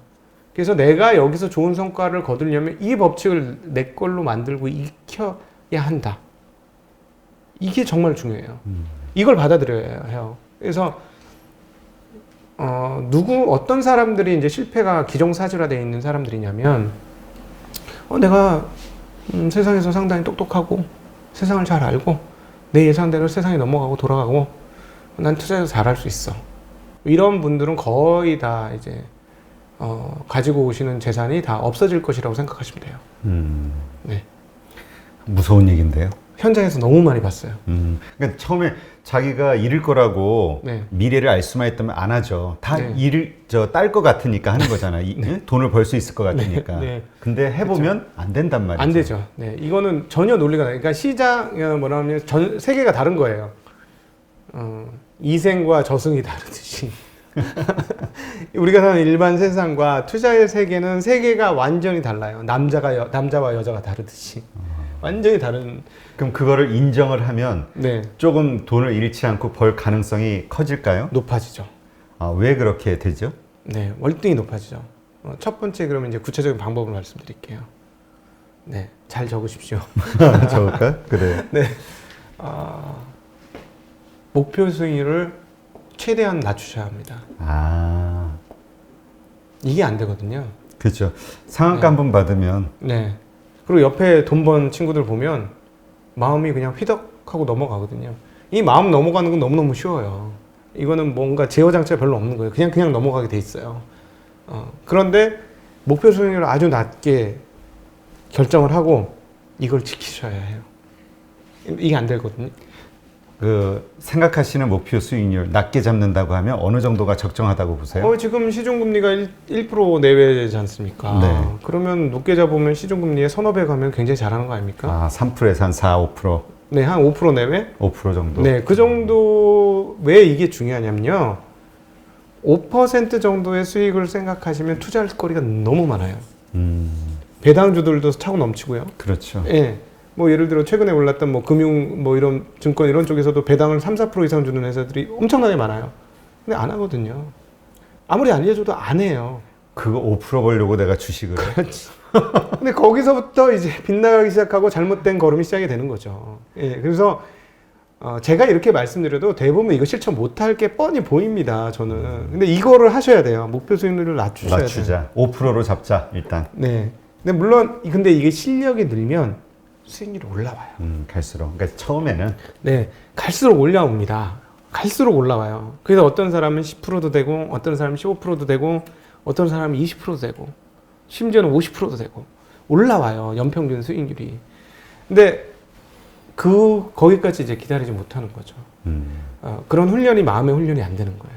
그래서 저는 이제 개인 투자자들을 오시면 정말 목표 수익률을 낮게 한번 책정해 보시고 그 마음이 흔들리지 않도록 한번 강건하게 그 마음을 붙잡아 보시라.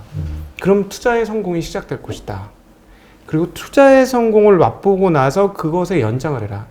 장사 잘 되는 집이 장사 확대하는 집이 그리고 사업을 확대하는 기업은 뚱땅지 같은 걸로 시작하는 게 아니고 자기가 잘하던 베이스에서부터 하나씩 늘리는 기업들이 훨씬 많습니다. 하나하나. 그렇게 투자도 차곡차곡 성공의 스토리를 하나 쓰고 거기다 하나를 더 붙이고 하나를 더 붙이고 이런 식으로 가셔야 성공이 계속 확대가 되는 거예요. 근데 덥석덥석 하게 되죠. 예. 그렇죠. 인생 역전해 볼 거야. 보통 주변 사람이 알려주죠. 이거 작전주야. 작전 들어가. 네. 소재가 있어. 네. 뭐 이러면서. 가슴을 쿵쾅쿵쾅하게 만들죠. 네, 그렇게 가슴이 움직이면 안 됩니다. 냉철하고 냉정하게. 그래서 실제로 주식 잘하는 사람들 만나보면 성격이 대부분 안 좋아요. 왜요? 차분한 게 아니라? 까칠합니다. 하긴 남의 말 안 믿더라고요. 네, 까칠하고 냉랭하고 말이 빨리 끝나죠. 예, 토막이 나요. 말이 연결이 잘 안 되고 여운도 없고 감정도 없는 것 같고. 왜 그렇게 되냐면 여기서 살아남으려고 훈련을 하다 보니 마음도 그렇게 바뀐 거예요. 네. 그래서 여러분이 성공하려면 그런 흐름, 내 마음이 그렇게까지 바뀔 수 있을 정도로 해야 됩니다. 그 첫 번째가 목표 수익률을 확 낮춰라. 기대 수익률을. 그렇죠. 목표 수익률을 많이 낮추고 실제로 성공하는 성공의 흐름들을 꼭 잡아보고 남이 뭐라 그래도 절대 옆을 안 쳐다볼 수 있는 그런 굳건한 마음을 가지셔야 합니다. 네. 두 번째는 또 뭐가 있을까요? 스승을 찾으셔야 합니다. 아, 스승. 네. 그 살아있는 현 사람을 찾아야 돼요? 아니면 책도 괜찮아요? 책도 괜찮죠. 그래도 이 머리 두뇌 구조를 바꾸셔야 되는 거예요. 아까 말씀드렸지만 내가 살아가는 생활 세계에서의 논리가 이 세계하고는 전혀 달라요. 앞서 잠깐 언급을 드렸습니다만 뭐 코로나가 터지건 전쟁이 터지건 뭐가 일어나건 주식시장은 돈이 많으면 오릅니다. 미래 천국이 열리던 뭐 성장이 되든 어떻게 되든 주식시장에는 돈이 떨어지면 떨어집니다. 이해가 되십니까? 네. 근데 이게 맞아요. 이거부터 인정하고 들어가야 되거든요. 그러니까 네. 현재 돈이 많이 풀려 있는 상황이냐 그렇지 않냐로 투자의 적정한 시점을 판단할 수 있다. 네, 그리고 앞으로 더 돈이 나올 거냐 말 거냐, 앞으로 앞으로도. 돈이 줄어들 거냐 말 거냐 이런 걸 따지죠. 근데 이런 것들을 가르쳐 주는 스승, 요즘에 유튜브 많은데 유튜브가 오히려 요즘은 소음이 많은 것 같아요. 우리 파레모 모니터는 좋은 정보를 많이 주시지만 소음이 너무 많아서 잘 골라서 들으셔야 돼요. 잘 골라서 듣고 제일 좋은 거는 스승이 되는 사람을 딱 붙잡는데 아마 옆에 없을 거거든요. 아, 그렇죠. 아니 뭐 그럴 이유가 없잖아요. 자기 노하우를 아무 대가 없이 누군가에게 귀찮게 가르쳐 준다는 게. 친한 사람은 아니에요. 근데 의외로 가르쳐 주고 싶어도 들을 게 있는 사람이 없어요. 그래요? 네. 제 경험상은 그렇습니다. 네. 별로 안 들어요. 그래서 정말 잘하는 사람이 있는데 그 사람 옆에서 많이 도와달라고 나도 잘해보고 싶다고 그리고 최선을 다해서 열심히 하는 모습을 보여주면 도와줍니다. 근데 알곡만 따먹으려고 하는 건 또 다 보이거든요. 내가 필요한 것만 가져가려고. 절대 도와주고 싶은 마음 안 들어요. 그런 경우는. 그래서 근데 주변에 아마 스승이 거의 없을 것이므로 좋은 책을 찾아서 읽으셔야죠. 그래서 그 책에 나오는 대로 내 마음을 바꾸시는 겁니다. 그래서 자수성가한 투자의 대가들 중에 공부 많이 하는 사람들이 별로 없어요. 요즘은 옛날에 책이 많아졌지만 저 때만 해도 한 50권만 읽으면 더 이상 읽을 책이 없었어요. 투자 관련해서. 아, 그래요? 네. 없어요, 별로. 근데 하여튼 대략 투자 관련 도서들 한 50에서 100권 정도 읽으신다고 마음 먹고 시작하시고 근데 대신에 유명한 책부터 읽으셔야 돼요. 예, 어중이 다 읽지 마시고 유명한 책들 그 중에 접근이 쉬운 책들부터 쫙 해서 점점 다 읽으시고 이런 거구나라고 마음이 이제 바뀔 때가 옵니다. 생각이 바뀌는 게 아니고 마음이 바뀔 때. 이건 뼈에 침투해야 되거든요. 그렇죠. 투자에 성공하려면 뼈가 바뀌어야 돼요. 예, 그래서 그때까지 계속 이렇게 읽어 나가시면서 하시고 정말로 보일 때까지는 자금을 늘리지 마세요. 예, 자금을 늘리지 말고 작게 시작하시고 그리고 넉넉한 마음이 들게 되면 초조하고 조급한 마음이 없이 느릿느릿 넉넉한 마음이 들면 그때 조금씩 돈을 늘리셔 투자하시는 게 필요하지 않을까 싶습니다. 그러니까 그 말씀은 그런 각오를 가지고 스터디하면서 막 한다 해도 첫 투자 자금은 손해를 볼 가능성이 크기 때문에 가능성이 큰 게 아니고 손해는 거의 확실하게 없어져요. 거의 없어질 거기 때문에 없어져도 될 만한 금액의 그 작은 돈으로 일단은 경험을 쌓아라. 그렇죠. 네. 그래서 처음에 제가 아니 근데 이게 얘기를 들어보면은 처음에 하다가 이렇게 손해를 봐. 그러면 그거를 한 번에 만회하기 위해서 2배, 3배의 원금을 더 집어넣어서 보통 이렇게 하잖아요. 근데 뭐 1억이 깨지는 시간이나 1,000만 원이 깨지는 시간이나 100만 원이 깨지는 시간이나 똑같습니다. 똑같기 때문에 비효율적으로 깨지거든요. 그래서 절대 여러 번 경험을 많이 쌓으셔야 돼요. 경험을 많이 나눠서 경험을 쌓으셔야죠. 그죠? 한 번에 경험 크게 하고 끝내는 게 아니고 경험을 적층해야 된다는 측면에서는 작게 여러 번으로 나눠서 시작해 보시면 좋겠습니다. 근데 계속 말씀드리면 욕심 관리가 잘 안 될 거예요. 욕심 관리가 굉장히 어려우실 거예요. 그 관리가 되면 그때부터 돈을 벌기 시작합니다. 아, 그래요? 그 돈을 벌고 못 벌고의 차이는 내 마음이 관리가 되느냐 안 되느냐, 그렇죠. 여기에 달리는 거고. 그래서 욕심 관리가 된다면 작은 수익에도 만족할 수 있는 정도의 마음으로 바뀌어야 된다는 거예요. 그러다 보면 오히려 큰 수익이 나올 수도 있는데. 그렇죠. 그렇습니다. 바로 그겁니다. 거기까지 가는데 시간이 많이 걸립니다. 그 외에 또 세 번째 있나요? 이 정도까지만 말씀드리면 될 것 같아요. 그래도 우리가 3세판인데 하나는 더 나와야죠. 생각을 많이 하십시오. 미래가 어떻게 될 것인가. 아, 앞날. 그러니까 네. 트렌드, 우리 보통 트렌드가 사회가 어디로 갈 것인가. 예. 미래가 어떻게 될 것인지 생각을 많이 하시고 궁리를 많이 하시고 다양한 책 읽기를 시도하십시오. 그렇군요. 네. 그 투자 아이디어를 얻는 방법들에 대해서 이렇게 얘기하는 걸 들어보면은 네. 어떤 사건이 벌어졌을 때 그 사건이 주는 어떤 영향, 네. 파급력 이런 것들이 직접적인 이해 충돌이 되는 어떤 분야 네. 여기에서 뭔가 얻을 수도 있다 이런 얘기 하시는 분들이 있더라고요. 충분하죠. 예. 좀 어떤 식으로 투자 아이디어를 얻으시는지. 저는 이제 산업 전망에서 이 산업이 앞으로 확실히 성장할 수 있다 하면 그쪽 밸류 체인을 쭉 봐요. 아, 그래요? 네, 요즘 같으면은 이제 내년도에 인텔이 새로운 CPU 10나노를 공급을 합니다. 2014년 이후 처음이에요. 그래요? 하도 인텔이 뻘짓을 하면서 6년간 공을 치고 드디어 나오는 거거든요. 그러면 서버 시장의 약 한 80%를 점유하고 있는 곳에서 새로운 10나노 CPU를 공급을 하면 어떻게 될까요? 싹 다 바뀌어야 돼요.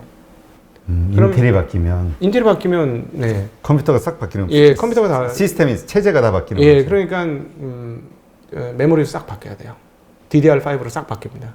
이미 그 모바일 쪽은 DDR5로 바뀌었는데 이쪽은 안 바뀐 거예요. 얘네가 안 바뀌어서. 그럼 얘네가 바뀌면 DDR5가 바뀌는데 그럼 내년 상반기부터 시작이 될 건데 게다가 최근에 하이닉스 같은 경우 2분기 D램 쇼티지 공급 부족 이 얘기를 했어요. 그러면 이쪽 밸류 체인에서 좋은 기업들이 나오겠구나. 찾아보자. 주가가 안 오른 것 중에 찾아야 되겠죠. 근데 그렇죠. 뭐 이런 식의 상상. 이건 산업의 이제 구체적인 흐름들을 쫓아간 거고요. 그다음에 예를 들자면 아주 긴 안목으로 본다면 한국의 미래 성장 산업은 무엇이 될까? 개인들은 시간이 많으니까 이런 접근도 괜찮아요. 그러겠네요. 네, 저는 개인적으로 컨텐츠 상당히 좋게 봅니다. 장기적으로는. 컨텐츠라고 하면은 우리 무슨 뭐 드라마나 이런 쪽들. 그렇죠. 그런 거를 뭐 만드는 회사, 음악을 만드는 회사, 뭐 스타를 만드는 회사, 이 회사, 그러니까 그 제조업은 과연 우리에게 어느 정도의 미래를 줄까 상당히 고민이 많아요. 중국을 우리가 이길 수 있을까? 그러니까 물량에서. 그렇죠. 걔네는 일단 만들어 놓으면 뭐 1000만 대 파는 거는 유도 아니잖아요. 원가 절감이 뭐 완전히 다를 텐데. 그러니까요. 그러니까 이게 그런 상황에서 과연 우리가 맞짱을 떠서 계속 물론 계속해서 이겨 나가야 되겠죠. 이제 반도체나 이런 것들은 우리가 잘해 나가고 있는 분야인데 그 물량 공급을 어떻게 이길까 한번 고민을 해보면 걔네들의 마음을 사로잡는 게 훨씬 더 쉬울 것 같아요. 중국 애들의 마음을 사로잡는 게. 이거 우리가 잘하고 우리가 선진적이거든요. 그러면 그런 쪽 시장은 우리가 앞서 나갈 수도 있겠죠. 네. 그러면 그 패턴은 어떻게 보시나요? 지금 일단 단타 위주의 우리 개인 투자자들이 거래를 많이 하고 있다 이런 얘기가 있잖아요. 그렇게 제발 하지 마세요. 그러니까 근데 네. 장기 투자를 해야 된다라고 얘기하면 이런 얘기 하시는 분이 있어요. 내가 옛날에 뭐 10대 기업 안에 예를 들어서 뭐 포스코를 샀는데 지금 마이너스 60이야. 네네. 뭐를 샀는데 마이너스 50이야. 10년 됐는데 이러면서 장기 투자에 대한 부정적인 이야기 하시는 분들이 있거든요. 네, 그래서 비싼 걸 사지 말라고 말씀드리는 겁니다. 여기서는 액면가가 싼 얘기를 하는 게 아니에요. 실적 대비 주가가 굉장히 낮아 있는 기업들 중에서 더 이상 실적이 떨어지지 않는 기업들 이런 걸 찾아내는 게 상당히 필요하죠. 그래서 이렇게 보고 저렇게 봐도 이거 정말 너무 싼데? 이건 말이 안 되는데? 이런 기업들만 한번 골라서 그래서 그걸 제가 일컬어 이렇게 말씀드린 겁니다.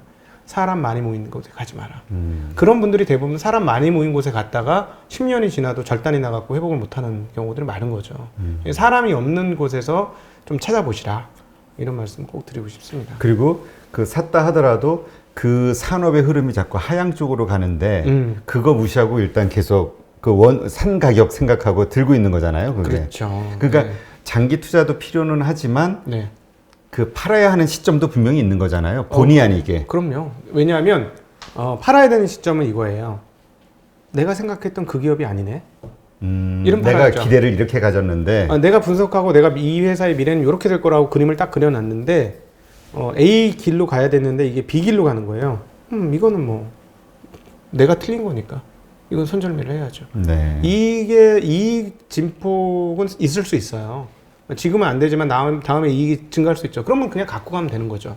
근데 내가 예상했던 회사의 그림과 전혀 다른 그림이라면 이건 내가 실패한 거니까 그거는 인정을 해야 되죠. 나의 분석 실패에서 나타나는 게 손절매입니다. 저는 그렇게 생각합니다. 네, 그렇군요.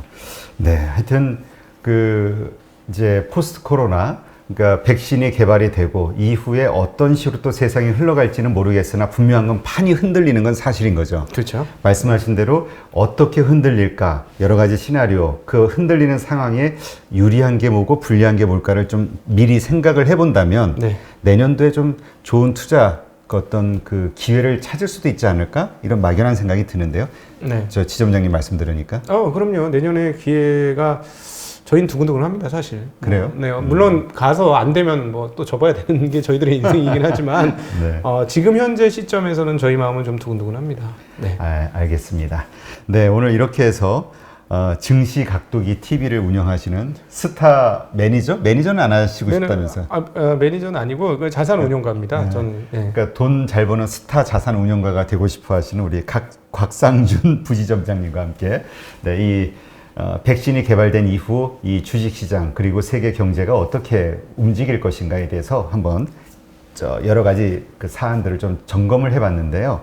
네, 하여튼 투자와 관련해서 좋은 인사이트를 얻은 것 같은 그런 느낌입니다. 한번 저도 감사합니다. 적용해 보도록 하죠. 네, 저희 증시각도기 TV에도 많이 사랑해 주십시오. 네, 머니톡의 그 동생으로서 이렇게 같이 성장할 수 있도록 많이 도와주십시오. 동생. 나이 조카라고 해요. 조카. 네, 네, 조카. 아니, 농담이고요. 네, 하여튼 계속 좋은 컨텐츠로 또 많은 분들에게 올바른 투자 문화를 이렇게 접하실 수 있는 기회를 자꾸 주실 것이라 믿고, 네, 오늘 이렇게 나와 주신 것에 대해서 또 감사드립니다. 네, 고맙습니다. 감사합니다.